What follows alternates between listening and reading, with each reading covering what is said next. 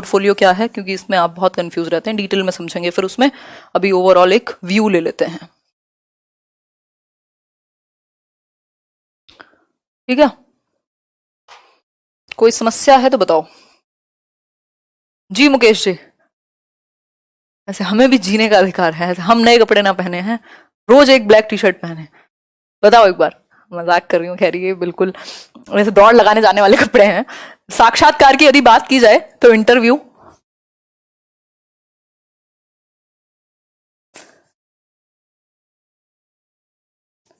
Interview भी होते हैं, स्ट्रक्चर्ड होते हैं कई सारे, जिनमें पहले से क्वेश्चन निर्धारित हैं, कई सारे अनस्ट्रक्चर्ड हैं जो स्पॉन्टेनियस होते हैं, है ना। तो आप बच्चे का इंटरव्यू लेकर के किसी बात के बारे में, उसकी नॉलेज के बारे में, उसके समझ के बारे में, उसके पक्ष क्या हैं चीजों को लेकर के, वो सोचता कैसे है, बहुत सारी चीजें आप जान सकते हैं इंटरव्यू के थ्रू। और बहुत सारे आजकल क्या, हमेशा से ही आपका यूपीएससी भी इसीलिए इंटरव्यू कंडक्ट कराता है। बहुत सारे आर्मी के बहुत सारे एग्जाम्स हैं, या बहुत सारी जगह पर इंटरव्यू है, जॉब्स में बहुत सारे इंटरव्यू है, क्योंकि वो जानना चाहते हैं कि आप सोचते कैसे हैं या यहाँ क्या है।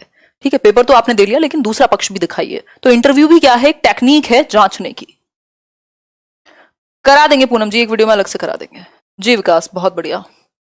इतना वर्कआउट क्यों करते हो? कोई वर्कआउट नहीं करती हूँ मैं, बैठ के खाती हूँ मजे से। इस साल में काफी निरीक्षण की बात कर लेते हैं, ये फील दे रही हूँ मैं खुद को बस वर्कआउट का, कपड़े पहन के।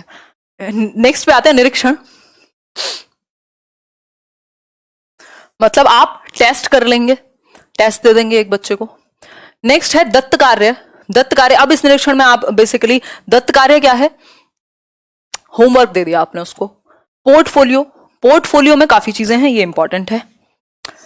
पोर्टफोलियो में आप बच्चे की एबिलिटीज, उसकी विशेषताएं, उसके कौन से एरियाज हैं, वो लगभग सभी चीजों की एक फाइल है ये मोटी सी, जिसमें सारे पक्ष उसके शामिल हैं। प्रोग्रेसिव यानी क्रमिक प्रगति का ब्यौरा है उसकी, क्रमिक प्रगति का ब्यौरा है उसकी, कि बच्चा कैसे प्रोग्रेस करता है, उसके सारे पक्ष हैं। अगर मैथ्स के बारे में है तो उसने क्या अचीव किया, कैसे सीखता है, कौन सी स्पेसिफिक चीजें जीती हारी, जो भी है ना। तो पोर्टफोलियो जो है बच्चे की विशेषता के बारे में, जैसे मॉडल्स का बनता है कि भैया फोटोज लगे हुए हैं स्पेशल स्पेशल, तो इसी तरीके से सारी चीजें उसकी, इसमें कच्चा चिट्ठा है बच्चे के कर्तव्यों का, है ना। और इसके थ्रू बेसिकली एक क्लास से दूसरी क्लास में भी ट्रांसफर होता है। चेकलिस्ट की यदि बात करें तो एक क्वेश्चन भी आया था, और चेकलिस्ट में क्या है, ऑब्जर्वेशन भी इंक्लूडेड है, यानी अवलोकन भी शामिल है कि आप क्या करते हैं।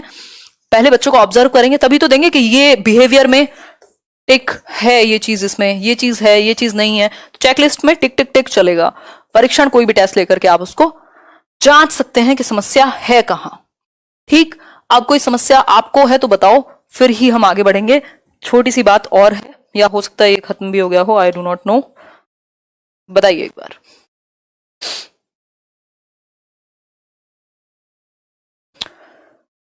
बहुत बढ़िया, हाँ कोई समस्या नहीं है।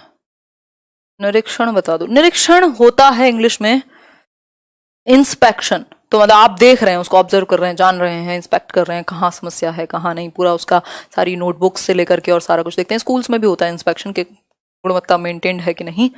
ठीक है बात। अच्छा अच्छा अच्छा, अशफाक मुझे कह रहे हैं, अरे बहुत बढ़िया। नहीं, घर का तो कोई बहुत ज्यादा काम नहीं कर पाती हूँ मैं, बहुत ज्यादा क्या, कम ही है पार्टिसिपेशन। मेरे पास ऑलरेडी बहुत ज्यादा ही चीजें। हाँ, बाकी मौसमी की जिम्मेदारी मेरी है। तो प्रश्नों के प्रकार, प्रश्नों के प्रकार देखो, बाकी हाँ कुछ कुछ बाहर के काम होते हैं। देखो, प्रश्नों के प्रकार की यदि बात की जाए, अब टाइप्स ऑफ क्वेश्चंस की बात करते हैं, बहुत इंपॉर्टेंट है, एक नंबर में आ जाता है टाइप्स ऑफ क्वेश्चंस।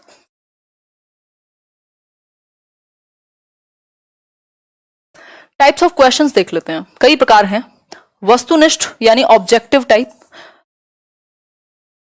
ऑब्जेक्टिव जो आपके ये एमसीक्यूज की फॉर्म में या यस और नो की फॉर्म में जो आप देखते हैं, जिनका कोई एक ही सिंगल आंसर है, एक ही आंसर सही है, या तो गलत होगा या तो सही होगा। ऑब्जेक्टिव टेस्ट, इनमें मतलब ये क्लियर कट यस और नो की बात करते हैं। अति लघु होता है वो जो वन वर्ड टाइप आप आंसर करते होगे, वेरी शॉर्ट। फिर लघु उत्तरात्मक, इनमें कुछ शब्द ज्यादा होते हैं, जैसे ये शॉर्ट आंसर टाइप हैं। फिर निबंधात्मक या दीर्घ उत्तरीय प्रश्न कहते थे हम इनको, लॉन्ग आंसर टाइप, जिसमें पूरा ऐसे आप लिख देते हैं भर भर के पेज, है ना, तो लॉन्ग आंसर टाइप होगा ये। तो ये कुछ टाइप्स हैं। अब और भी कुछ विशेषताएं भी पढ़ेंगे हम। जी पूजा, सारी वीडियोस हैं यहीं लेट्स लर्न पर अवेलेबल, आप जो चाहें देख लीजिए। आगे बढ़ेंगे। एक अच्छे परीक्षण की विशेषताएं, ये इंपॉर्टेंट है, इसी के बारे में मैं बात कर रही थी, बस सेकंड लास्ट टॉपिक है आज के लिए। अरे 10:15 हो गया यार, क्लास है मेरी। एक अच्छे परीक्षण की विशेषताएं फटाफट से समझिए, आज तो लेट होगा ही। वैधता यानी वैलिडिटी।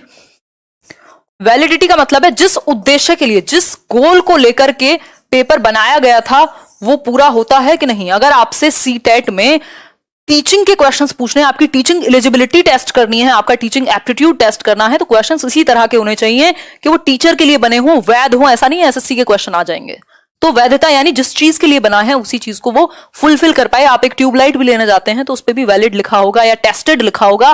दैट मीन्स वो जिस उद्देश्य के लिए बनाई गई है वो उसके लिए फिट है। ठीक है बात। विश्वसनीयता होता है रिलायबिलिटी। वही अपना रेट्रो एग्जाम्पल लेंगे, आपका वो दोस्त जो समय पड़ने पे हमेशा आपके काम आ जाता हो, आपके राज को राज रख लेता हो, वैसे तो क्या ही राज होंगे, है ना। तो रिलायबिलिटी मतलब वो रिलायबल है, जो समय पड़ने पे हमेशा काम आता है। दैट मीन्स इसको कितनी भी बार आप टेस्ट कर रहे हैं सेम रिजल्ट आएगा, ऐसा नहीं है कि चेंज हो जाए बार बार। तो ये विश्वसनीय है, रिलायबल है टेस्ट। वस्तुनिष्ठता होती है ऑब्जेक्टिविटी। आप 36 एग्जामिनर से टेस्ट करा लीजिए, रिजल्ट वही का वही रहेगा, है ना। तो कितने भी एजुकेटर आपके चेक करें उसको, जैसे बोर्ड में रीचेकिंग कराते हैं, तो रिजल्ट सेम रहेगा। तो यानी ऑब्जेक्टिव है, वस्तुनिष्ठ है। ऐसा नहीं है कि व्यक्ति चेंज हुआ चेक करने वाला तो रिजल्ट भी चेंज हो गया। दैट मीन्स ऑब्जेक्टिविटी और सब्जेक्टिविटी दो चीजें हैं। ऑब्जेक्टिविटी होती है जिसमें एक फाइनल क्लियर कट चीज आपके सामने होती है, एक ही उत्तर होगा उसका सही, यानी नंबर जितने हैं उतने ही आएंगे, ऐसा नहीं अपनी तरफ से आप बढ़ा देंगे। सब्जेक्टिविटी होती है मेरे लिए कुछ और है भाई, मेरे लिए सच का मतलब, मेरे लिए दोस्ती का मतलब, मेरे लिए ऑनेस्टी का मतलब कुछ और हो सकता है। हालांकि इसका तो एक ही मतलब है फिर भी, लेकिन फिर भी आपके लिए कुछ और हो सकता है ना। किसी के लिए टीचिंग कुछ और हो सकता है, किसी के लिए कुछ और हो सकता है। दैट मीन्स आपका इंडिविजुअल पर्सपेक्टिव वहां काउंट होगा, दैट इज सब्जेक्टिव। ठीक है। मानकता की यदि बात करें तो स्टैंडर्ड सेट होता है आपके पेपर का कि इतने % इजी क्वेश्चंस आएंगे, इतने % डिफिकल्ट आएंगे, इतने % 25% वेरी डिफिकल्ट आएंगे, है ना। तो ये स्टैंडर्ड यानी मानक एक सेट है। 150 नंबर का पेपर है तो उसमें बटा हुआ है सेक्शन। ऐसा नहीं होता ना, कहते हैं ना कई लोग पेपर आसान आएगा कि मुश्किल आएगा, अरे वो एक स्टैंडर्ड पे सेट होगा। कुछ क्वेश्चन डिफिकल्ट होंगे, कुछ आसान होंगे, कुछ मॉडरेट होंगे। फिर है व्यवहारिकता, यानी प्रैक्टिकलिटी में काम आए, वो व्यवहारिक हो, जोड़ पाए जीवन से। बच्चे की व्यवहारिकता या प्रैक्टिकल नॉलेज को भी वो टेस्ट कर पाए। तो ये सब क्या है। मैम अब आप थक गए हो, बस कीजिए। अरे कहां नितिका, बहुत एनर्जी, अभी तो एक और सेशन है इसके बाद। तो व्यवहारिकता यानी कि वो प्रैक्टिकलिटी में भी प्रैक्टिकल हो, बेसिकली इन नेचर, जान पाए, जीवन से भी जोड़ पाए। आगे बढ़ जाते हैं इसी बात पर। और ये है आज का आखिरी, ये मैं आपको बता ही चुकी हूं दोनों चीजें, वैसे फिर भी एक बार मैं रिवाइज करा देती हूं। उपचारात्मक शिक्षण हमेशा बाद में होगा, पहले हम निदान करेंगे यानी डायग्नोस करेंगे समस्या है क्या। तो जो समस्या का पता लगाना या गैप का पता लगाना सिंपल है, डायग्नोस्टिक, यानी आप डायग्नोस कर रहे हैं वही डॉक्टर की तरह, यानी निदान कर रहे हैं। ठीक। डायग्नोस्टिक के बाद हमेशा रेमेडी आएगी, याद रखिएगा। स्पेशल क्लास या रेमेडियल क्लास वो आप तब देते हैं जब, उपचार आप तब देंगे पहले आपको बीमारी का पता हो। सर दर्द के लिए कैंसर की दवाई थोड़ी दी जाती है, तो पता कैसे लगेगा। पहले आपको निदान करना पड़ेगा, डायग्नोस करना पड़ेगा, पता लगाना पड़ेगा लक्षण देख करके, टेस्ट लेकर के, है ना। तो उपचारात्मक रेमेडियल टीचिंग बाद में आएगी। रेमेडियल टीचिंग में आप नए तरीके से पढ़ा सकते हैं पुराने टॉपिक को, कुछ और नई अप्रोच अपना सकते हैं, है ना। रेमेडियल टीचिंग बाद में आएगी आफ्टर डायग्नोसिस, डायग्नोसिस के बाद। ठीक है बात यहां तक की, कोई समस्या बताओ। राइटिंग बहुत अच्छी है सन्नी, आंसू आ जाते हैं मेरे को राइटिंग की तारीफ करता है तो, क्योंकि मुझे पता है मेरी राइटिंग महात्मा गांधी वाली है। तो खैर रुलाओगे क्या, कल भी पढ़ाओगे। हाँ कल क्या पढ़ाएंगे, बिल्कुल पढ़ाएंगे, क्यों